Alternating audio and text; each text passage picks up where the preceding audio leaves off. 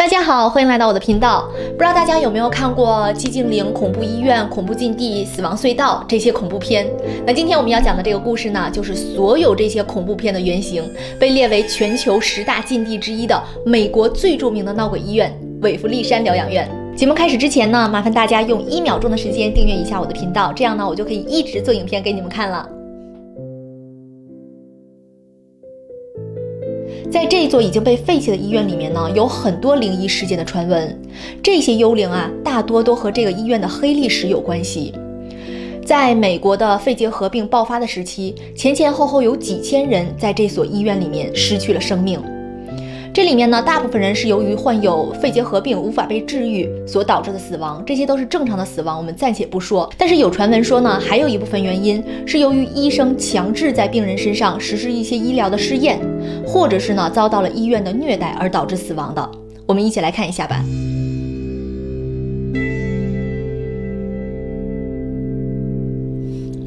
1910年7月26日，位于美国肯塔基州路易斯威尔的韦弗利山疗养院正式开业了，专门接收肺结核病人。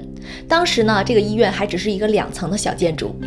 但是正在那个时候呢，美国遭受了肺结核病的侵袭，仅仅能容纳40人的小医院，当时挤进了140个病例。这促使人们呢，把这个医院扩建成了一个5层并且更加宽敞的医院，可同时容纳400位病人。很多人呢，因为没有亲属的帮忙，所以会把孩子带到疗养院以便照顾。所以后来呢，又在隔壁建造了一个儿童房，院长请了老师，白天呢会给孩子们上课。韦弗利山疗养院被建筑在一个偏僻的、远离人烟的山顶，这样呢可以让病人安静的休养，同时呢他们还可以得到充足的阳光和新鲜的空气。但是更重要的是，这样可以隔绝那些患有传染性极高的肺结核的病人，防止他们与正常的人接触。疗养院最鼎盛的时期呢，是在20世纪初，也就是我刚才提到的肺结核大传染的时期。这种疾病呢，在当地被称为白瘟疫，它通过空气和呼吸传染，发病率非常的高。不被救助的人呢，会在短时间内被病毒破坏肺功能，导致死亡。由于当地的湿地气候呢，很利于肺结核病的传播，所以当时的路易斯威尔有非常多的肺结核病人。作为专门接收肺结核病患的韦弗利山疗养院呢，成为了政府的指定医院。但是不幸的是呢，并不是所有的人都能被治愈。换句话说，只有少数的人能够被治好，活着走出去。医生们呢，有的时候为了能够找出治病的办法，会对一些没有生存希望的病患进行医疗实验。比如说，他们会对病毒侵入大脑的病人实施电击。我一看到这个电击，马上就想到了我曾经说过的一个案件。这起案件呢，是发生在日本的一个又凶残又离奇的案件，叫做北九州杀人事件。没看过的朋友一定要去看一下，我会放在这里，应该是在这里还是这里，大家去看一下。这个案件肯定会刷新你对所有案件的认知，特别的奇怪。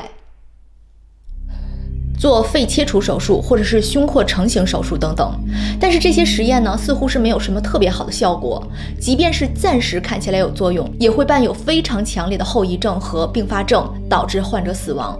所以呀，当时的死亡人数是非常高的。据不完全统计，在白瘟疫阶段呢，有6300多人在这个疗养院里面永远的离开了人世。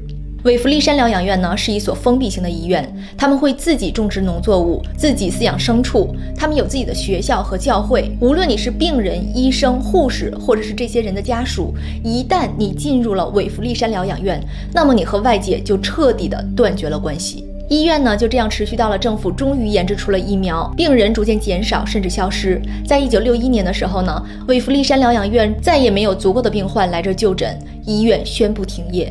这所医院的遗址呢也一直保留至今。在这所医院呢，有一个提起来就会让当地人感到毛骨悚然的地方，被称为死亡隧道。这个隧道呢，是医院专门用来运送尸体的，它长约150米。在最初的时候呢，是用来给工作人员运送药物和食物的。但是后来呢，死亡的人数越来越多，又要避免让其他的病人看到，所以这个通道呢，后来就被专门用于运送尸体。我觉得这个还挺人性化的，对吧？如果每天来来往往运送尸体的这个过程被其他的病人或者是孩子看到，肯定会给他们造成很大的心理创伤。这个医院被废弃之后呢，在这里发生了很多的灵异事件。在2005年上映的美国恐怖片《死亡隧道》的原型就是这里。自1961年这里停业废弃之后呢，这里就成为了美国甚至是全球最恐怖的地方之一。有很多鬼故事都是发生在这里，有很多著名的鬼魂呢也是出自这里，这也使得这个地方成为了很多探灵者的必去之地。哎呀，我还挺想去的，我真挺想去的，但是我暂时去不成啊。澳大利亚离美国应该挺远的，我查查有多远。将近13000公里，要坐15个小时。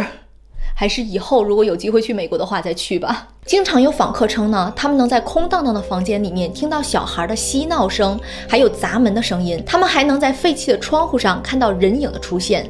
还有一些探灵者说呢，他们在这里拍到的照片里面有很明显的幽灵人。医院的太平间呢，位于建筑的第1层，这里是死去的人的第一个存放的地点，也是很多鬼故事出现的地方。比如有很多人说他们看到过一位满头白发的老奶奶，手脚呢都被锁链铐着，在医院的入口或者是太平间的门口迎接他们。在医院的3层呢，据说在医院被废弃之后，曾经有一位流浪汉和他的狗从电梯间跌落下来摔死了。从此之后呢，很多人都说他们曾在3层看到过一位又高又瘦的老人的幽灵，带着一只狗的幽灵在3层游荡。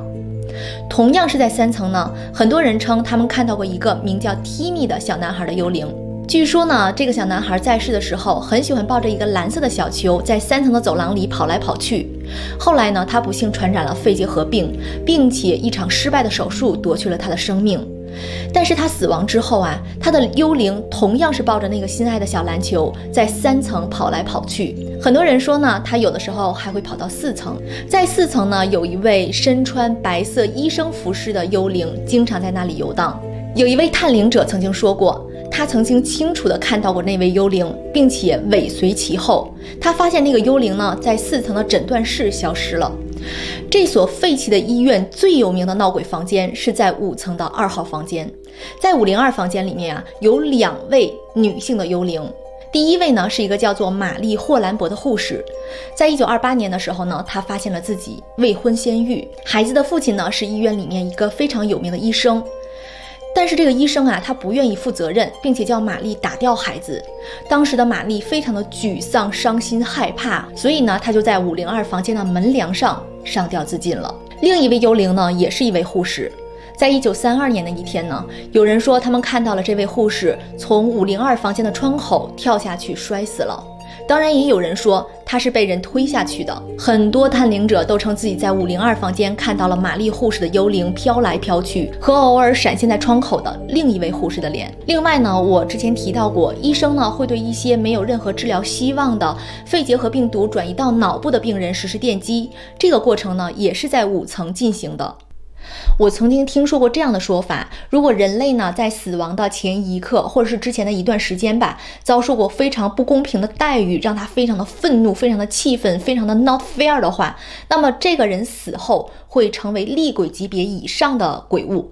那这样的鬼物呢，会对突然到访的人或者是一些平白无辜的人实施报复性的宣泄。用我们老话说呢，就可能5层戾气比较重，比较危险，还是建议大家不要去那一层看。2005年，导演杰夫·墨菲呢制作了非常著名的恐怖纪录片《恐怖禁地》，讲述的就是韦弗利山疗养院的故事。影片采集了很多第一手资料，包括一些录像、照片以及对相关人士的采访，力图证明疗养院内真的有鬼魂的存在。故事到这里呢就结束了。那如果你是一位探灵者，并且有幸途经美国的肯塔基州路易斯维尔市，请别忘了多逗留一晚，去韦弗利山山顶的那个疗养院去住上一晚，没准呢你就能拍到几个灵魂。敬请大家留言告诉我，你相不相信韦弗利山疗养院的鬼魂故事呢？哪一个鬼魂给你留下的印象是最深刻的呢？在下一期的话题里，你想听到什么样的故事？让我听到你们的心声吧。最后提醒大家，不要忘了给我的节目点赞，并且转发给你认为喜欢的朋友，订阅我的频道。我们下期节目再见，拜拜。